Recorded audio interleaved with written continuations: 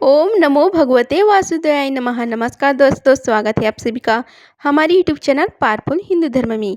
आज हम आप सभी को देव उठनी एकादशी कब है, पूजा विधि, शुभ मुहूर्त, महत्व, कथा और उपाय के बारे में आप सभी को बताएंगे। आइए जानते हैं देव उठनी एकादशी के बारे में। हिंदू धर्म में एकादशी व्रत का विशेष महत्व है। यह व्रत भगवान विष्णु को समर्पित है। कार्तिक मास के शुक्ल पक्ष में देव उठनी एकादशी व्रत रखा जाता है। आइए जानते हैं देव उठनी एकादशी व्रत कब पड़ रहा है। कार्तिक मास के शुक्ल पक्ष की एकादशी को देव उठनी एकादशी आती है।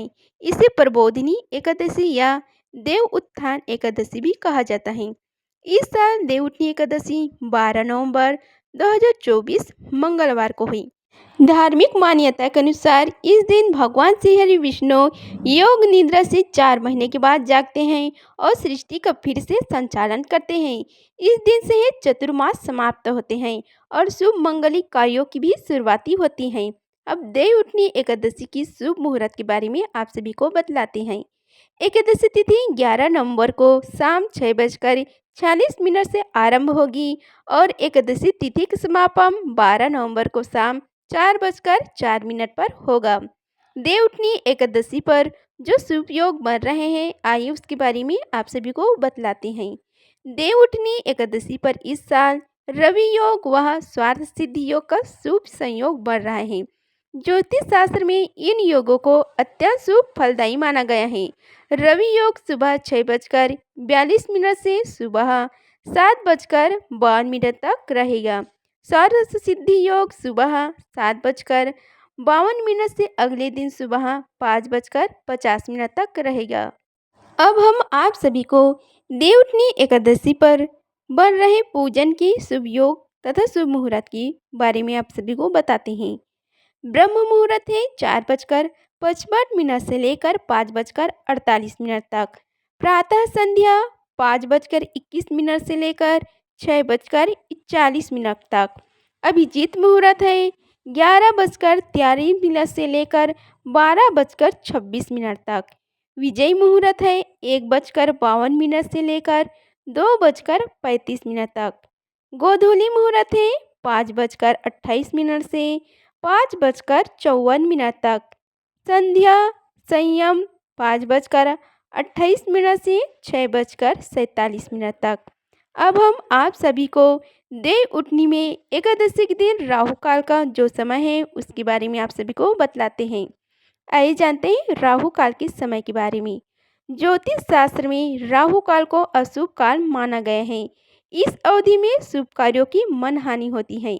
देव उठनी एकादशी के दिन राहु काल दोपहर 2:46 से शाम 4:07 तक रहेगी। इस दिन भाद्रा सुबह 6:41 से शाम 4:04 तक रहेगी। एकादशी व्रत का पारण का समय है। देव उठनी एकादशी व्रत का पारण 13 नवंबर 2024 को किया जाएगा। व्रत पारण का शुभ मुहूर्त 13 नवंबर को सुबह 6:42 से लेकर सुबह 8:51 तक रहेगा। अब आइए जानते हैं देव उठनी की पूजा विधि तथा कथा और कुछ उपाय के बारे में। देव उठनी एकादशी पर सुबह जल्दी उठकर स्नान ध्यान करें और सूर्यदेव को अर्घ्य देकर भगवान श्री हरि विष्णु के व्रत का संकल्प लें। उसके बाद मंदिर की साफ सफाई करें और भगवान श्री हरि विष्णु धन की देवी माता लक्ष्मी का स्मरण करें। फिर भगवान को पंच अमृत से स्नान कराएं, हल्दी या गोपी चंदन का तिलक लगाएं। उसके बाद भगवान विष्णु को पीले फूलों की माला, मिठाई, फल और तुलसी के पत्ते चढ़ाएं। भगवान श्री हरि विष्णु के ओम नमो भगवते वासुदेवाय या कोई अन्य मंत्र जपे। विष्णु सहस्त्र नाम का पाठ करें और आरती गाएं। पूरे दिन व्रत का पालन करने के बाद रात में भगवान का भजन कीर्तन करते हुए जागरण करें। उसके बाद सुबह पूजा पाठ के बाद पारण का समय में व्रत तोड़ें। आइए जानते हैं श्री हरि विष्णु भगवान की मंत्र के बारे में जो देव उठने के दिन करनी चाहिए। वंदे विष्णु भवभयहरणम सर्वलोकैकनाथम। दूसरा मंत्र है ओम श्री विष्णुवे च विद्महे वासुदेवाय धीमहि तन्नो श्री विष्णु प्रचोदयात्।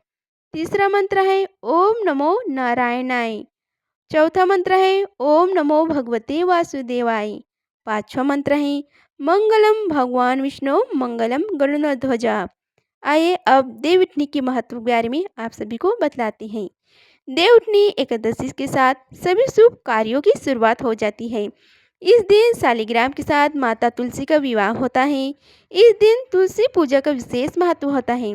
इस दिन तुलसी और शालिग्राम की पूजा करने से पितृदोष का शमन होता है। इस दिन व्रत करने से व्यक्ति की कुंडली में चंद्रमा की स्थिति मजबूत होती है। आइए अब जानते हैं देव उठनी एकादशी व्रत कथा के बारे में। आइए रसपान कीजिए कथा का। कार्तिक माह के शुक्ल पक्ष की एकादशी को देव उठनी एकादशी, देव उत्थान एकादशी, देव उठनी ग्यारस, प्रबोधिनी एकादशी आदि नामों से जाना जाता है। इस दिन श्री हरि विष्णु निद्रा से जागते हैं। आइए कथा का रसपान कीजिए। एक राजा के राज्य में सभी लोग एकादशी का व्रत रखते थे। प्रजा तथा नौकर चाकरों से लेकर पशुओं तक को भी एकादशी के दिन अन्न नहीं दिया जाता था। एक दिन किसी दूसरे राज्य का एक व्यक्ति राजा के पास आकर बोला, हे महाराज, कृपा करके मुझे नौकरी पर रख लें। तब राजा ने उसके सामने एक शर्त रखी कि ठीक है, रख लेते हैं, किंतु रोज तो तुम्हें खाने को सब कुछ मिलेगा, पर एकादशी को अन्न नहीं मिलेगा। उस व्यक्ति ने उस समय हाँ कर ली। पर एकादशी के दिन जब उसे फलाहार का सामान दिया गया तो वह राजा के सामने जाकर गिड़गिड़ाने लगा, हे महाराज, इससे मेरा पेट नहीं भरेगा, मैं भूखा ही मर जाऊंगा, मुझे अन्न दे दो। राजा ने उसे शर्त की बात याद दिलाई, पर वह अन्न छोड़ने को राजी नहीं हुआ। तब राजा ने उसे आटा, चावल, दाल आदि दिए। वह नित्य की तरह नदी पर पहुंचा और स्नान कर भोजन पकाने लगा। जब भोजन बन गया तो वह भगवान को बुलाने लगा, आओ भगवान, भोजन तैयार है। उसके बुलाने पर पीताम्बर धारण किए हुए भगवान चतुर्भुज रूप में आ पहुँचे तथा प्रेम में उसके साथ भोजन करने लगी। भोजन आदि करके भगवान अंतर्ध्यान हो गई तथा वह अपने काम पर चला गया। 15 दिन बाद अगली एकादशी को वह राजा से कहने लगा कि हे महाराज, मुझे दुगना सामान दीजिए। उस दिन तो मैं भूखा ही रह गया।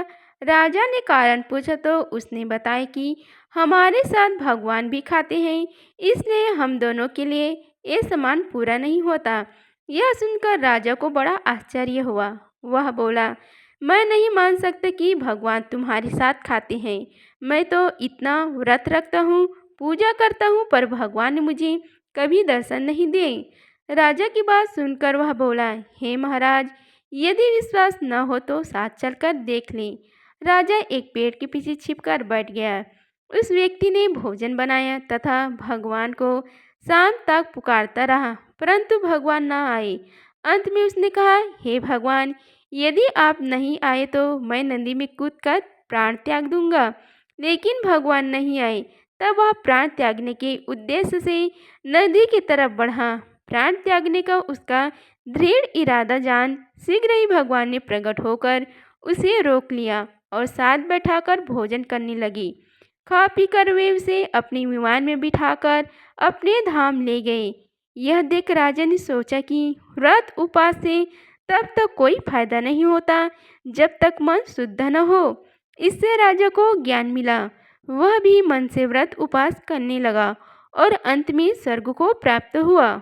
आइए अब हम आप सभी को देव प्रबोधिनी एकादशी की दूसरी कथा का रसपान कराते हैं। एक राजा था, उसके राज्य में प्रजा सुखी थी। एकादशी को कोई भी अन्न नहीं बेचता था, सभी फलाहार ही करते थे। एक बार भगवान ने राजा की परीक्षा लेनी चाहिए।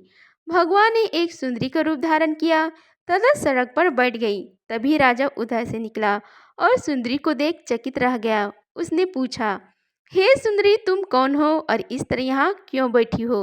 तब सुंदरी स्त्री बने भगवान बोली, मैं निआश्रित हूँ, नगर में मेरा कोई जाना पहचाना नहीं है, किससे सहायता मांगूं? राजा उसके रूप पर मोहित हो गया था। वह बोला, तुम मेरे महल चढ़कर मेरी रानी बनकर रहो। सुंदरी बोली, मैं तुम्हारी बात मानूंगा, पर तुम्हें राज्य का अधिकार मुझे सौंपना होगा। राज्य पर मेरा पूर्ण अधिकार होगा। मैं जो भी बनाऊंगी तुम्हें खाना होगा। राजा उसके रूप पर मोहित था, अतः उसने उसकी सभी शर्तें स्वीकार कर ली। अगले दिन एकादशी थी। रानी ने हुक्म दिया कि बाजारों में अन्य दिनों की तरह अन्न बेचा जाए।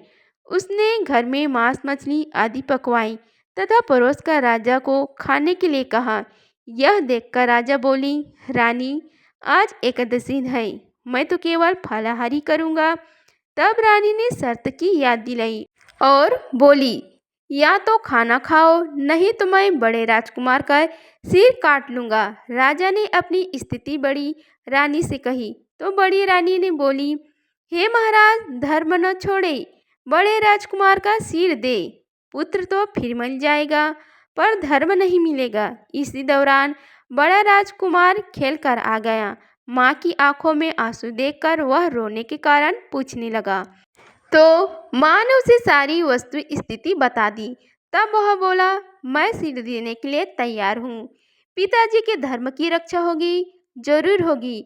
राजा दुखी मन से राजकुमार का सिर देने को तैयार हुआ तो रानी के रूप से भगवान विष्णु ने प्रकट होकर असली बात बताई। हे राजन, तुम इस कठिन परीक्षा में पास हुए। भगवान ने प्रसन्न मन से राजा से वर मांगने को कहा तो राजा बोला, आपका दिया सब कुछ है, हमारा उद्धार करे। उसी समय वह एक विमान उतरा। राजा ने अपना राज्य पुत्र को सौंप दिया और विमान में बैठकर परम धाम को चला गया। एक और कथा आप सभी को देवउठनी एकादशी की कथा का रसपान कराते हैं। एक शंखचूर नामक एक राक्षस की है। शंखचूर ने तीनों लोकों में बहुत ही उत्पात मचाया हुआ था। तब सभी देवताओं के आग्रह करने पर भगवान श्री विष्णु ने उस राक्षस से युद्ध किया और यह युद्ध कई वर्षों तक चला। युद्ध में वह असुर मारा गया और उसके बाद भगवान विष्णु विश्राम करने चले गए। कार्तिक शुक्ल एकादशी के दिन भगवान श्री हरि विष्णु की निद्रा टूटी थी और सभी देवताओं ने भगवान विष्णु की पूजा की थी। शिव महापुराण के अनुसार पौराणिक समय में दैत्यों का राजा दंभ हुआ करता था। वह बहुत बड़ा विष्णु भक्त था। कई सालों तक उसके यहाँ संतान नहीं होने के कारण उसने शुक्राचार्य को अपना गुरु बनाकर उनसे श्री कृष्ण मंत्र प्राप्त किया। यह मंत्र प्राप्त करके उसने पुष्कर सरोवर में घोर तपस्या की। भगवान श्री हरि विष्णु उसकी तपस्या से प्रसन्न हुए और उसे संतान प्राप्ति का वरदान दे दिया। भगवान विष्णु के वरदान से राजा दंभ के यहाँ एक पुत्र ने जन्म लिया। इस पुत्र का नाम शंखचूड़ रखा गया। बड़ा होकर शंखचूड़ ने ब्रह्मा जी को प्रसन्न करने के लिए पुष्कर में घोर तपस्या की। उसकी तपस्या से प्रसन्न होकर ब्रह्मा जी ने उसे वरदान मांगने को कहा। तब शंखचूड़ ने वरदान मांगा कि वह हमेशा अजर अमर रहे, वह कोई भी देवता उसे नहीं मार पाए। ब्रह्मा जी ने उसे यह वरदान तो दे दिया और कहा कि वह बंदरवी वन जाकर धर्मध्वज की पुत्री तुलसी से जो तपस्या कर रही है उससे विवाह कर ले। शंखचूड़ ने वैसे ही किया और तुलसी के साथ विवाह के बाद सुखपूर्वक रहने लगा। उसने अपने बल से देवताओं, असुरों, दानों, राक्षसों, गंधर्वों, नागों, किन्नरों, मनुष्यों तथा त्रिलोकी की सभी प्राणियों पर विजय प्राप्त कर ली। वह भगवान श्री कृष्ण का परम भक्त था। शंखचूड़ के अत्याचारों से सभी देवता परेशान होकर ब्रह्मा जी के पास गए और ब्रह्मा जी उन्हें भगवान विष्णु के पास ले गए। भगवान विष्णु ने कहा कि शंखचूड़ की मृत्यु भगवान शिव के त्रिशूल से ही होगी, अतः आप उनके पास जाइए। भगवान शिव ने चित्ररथ नामक गौड़ को अपना दूत बनाकर शंखचूड़ के पास भेजा। चित्ररथ ने शंखचूड़ को समझाया कि वह देवताओं को उनका राज्य लौटा दे, परंतु शंखचूड़ ने मना कर दिया और कहा कि वह महेश्वर से युद्ध करना चाहता है। भगवान शिव को जब यह बात पता चली तो वे युद्ध के लिए अपना सेना लेकर निकल पड़े। इस तरह देवता और दानों में घमासान युद्ध हुआ, परंतु ब्रह्मा जी के वरदान के कारण शंखचूड़ को देवता नहीं हरा पाए। भगवान शिव ने शंखचूड़ को वध करने के लिए जैसे ही अपना त्रिशूल उठाया तभी आकाशवाणी हुई कि जब तक स्वर्णचूड़ के हाथ में श्री हरि का कवच है और इसकी पत्नी का सतीत्व अखंडित है, तब तक इसका वध असंभव है। आकाशवाणी सुनकर भगवान विष्णु वृद्ध ब्राह्मण का रूप धारण कर शंखचूर्ण के पास गए और उससे श्री हरि कवच दान में मांग लिया। शंखचूर्ण ने वह कवच बिना किसी संकोच के दान कर दिया। इसके बाद भगवान विष्णु शंखचूर्ण का रूप बनकर तुलसी के पास गए। शंखचूर्ण रूपी भगवान विष्णु ने तुलसी के महल के द्वार पर जाकर अपनी विजय होने की सूचना दी। यह सुनकर तुलसी बहुत प्रसन्न हुई और पति रूप में आए भगवान का पूजन किया, वह रमण किया। ऐसे करते ही तुलसी का सतीत्व खंडित हो गया और भगवान शंकर ने अपने त्रिशूल से शंखचूर्ण का वध कर दिया। तब तुलसी को पता चला कि वे उनके पति नहीं हैं, बल्कि वे तो भगवान श्री हरि विष्णु हैं। क्रोध में आकर तुलसी ने कहा कि आपने छल पूर्वक मेरा धर्म भ्रष्ट किया है और मेरे पति को मार डाला, अतः मैं आपको श्राप देती हूँ कि आपका पाषाण होकर धरती पर रहे। तब भगवान विष्णु ने कहा कि हे देवी, तुम मेरे लिए भारतवर्ष में रहकर बहुत दिनों तक तपस्या कर चुकी हो। तुम्हारा यह शरीर नदी रूप में बदलकर गंडकी नामक नदी के रूप में प्रसिद्ध होगा। तुम पुष्पों में श्रेष्ठ तुलसी का वृक्ष बन जाओगी और सदा मेरे साथ रहोगी। तुम्हारे श्राप को सत्य करने के लिए मैं पाषाण शालिग्राम बनकर रहूंगा। गंडकी नदी के तट पर मेरा वास होगा। देव प्रबोधिनी एकादशी के दिन भगवान शालिग्राम वह तुलसी का विवाह संपन्न कर मंगलिक कार्यों का प्रारंभ किया जाता है। हिंदू धर्म मान्यता के अनुसार इस दिन तुलसी शालिग्राम विवाह करने से अपार पुण्य की प्राप्ति होती है। देव उठनी एकादशी के दिन व्रत करने वाली महिलाएं प्रातःकाल स्नान आदि से निवृत्त होकर आंगन में चौक बनाए। तत्पश्चात भगवान श्री विष्णु के चरणों को कलात्मक रूप से अंकित करें। फिर दिन के तेज धूप में विष्णु के चरणों को ढक दें। देवउठनी एकादशी को रात्रि के समय सुभाषित स्तोत्र पाठ, भागवत कथा और पुराण आदि श्रावण और भजन आदि का गायन करें। घंटा, शंख, मृदंग, नगाड़े और वीणा बजाए। विधि प्रकार के खेलकूद, लीला और नाच आदि के साथ इस मंत्र का उच्चारण करते हुए श्री हरि भगवान विष्णु को जगाए। उच्चिष्ट गोविंद तज्ज निद्रा जगतपते तये सुप्ते जगन्नाथ जगत सुप्त भाविद्यदम उत्तिष्ठ चेष्टे सर्वमुक्तिष्ठो तिष्ठ माधवा गता मेधा विच्चैव निर्मला निर्मला दिशः शारदानि च पुष्पाणि गृहीणं मम केशवः। इसके बाद विधिवत पूजन करें। पूजन कैसे करें तथा व्रत कैसे करें, व्रत की पूजन कैसे करें, उसके बारे में बतलाते हैं। पूजन के लिए भगवान का मंदिर अथवा सिंहासन को विभिन्न प्रकार की लता, पत्र, फल, पुष्प और वदन बार आदि से सजाए।